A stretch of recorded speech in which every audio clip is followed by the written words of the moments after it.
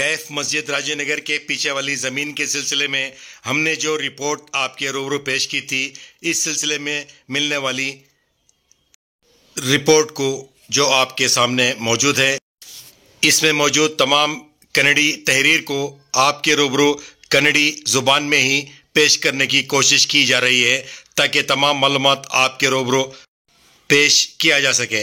इस सिलसिले में आपके क्या कमेंट्स हैं ज़रूर दीजिएगा। तब तक के लिए मुझे सफदर खैसर इजाज़त दें। अस्सलामु अलैकुम वरहमतुल्लाहि वबरकातुहु। ರಾಜೀವ್ ನಗರದಲ್ಲಿರುವ ಕೈಫ್ ಮಸೀದಿಯ ಹಿಂದಿನ ಭೂಮಿಗೆ ಸಂಬಂಧಿಸಿದ ಅಪ್ಡೇಟ್ಸ್ಗಳನ್ನು ನೋಡೋದಾದ್ರೆ, ಶ್ರೀ ಮಧು ಬಿನ್ ಬೋರೇಗೌಡ ಅದಾನಿಯು ದೇವನೂರ ಗ್ರಾಮದ ಸರ್ವೆ ನಂಬರ್ 219/2 ಜಮೀನಿಗೆ ಕೋರ್ಟ್ ಆದೇಶದ ಮೇರೆಗೆ ನಿರಾಕ್ಷೇಪಣಾ ಪತ್ರ ನೀಡಬೇಕೆಂದು ಕೋರುತ್ತಿದ್ದೇವೆ. ಈ ಬಗ್ಗೆ ಪರಿಶೀಲಿಸಲಾಗಿ ದೇವನೂರು ಗ್ರಾಮದ ಸರ್ವೆ ನಂಬರ್ 219/2ರಲ್ಲಿ 18 ಗುಂಟೆ ಜಮೀನನ್ನ ಪ್ರಾಧಿಕಾರವು ಪರಸ್ಪರ ಒಪ್ಪಂದದ ಮೇರೆಗೆ ಭೂ ಸ್ವಾಧೀನಪಡಿಸಿಕೊಳ್ಳುವಂತಹ ಸಂಖ್ಯೆ LAC MC 11/86/87 ದಿನಾಂಕ 13/5/1986ರಂದು ತೀರ್ಪು ನಿರ್ಣಯಿಸಿರುತ್ತೆ. OS 316/86 ದಿನಾಂಕ 24/10/1994ರಂತೆ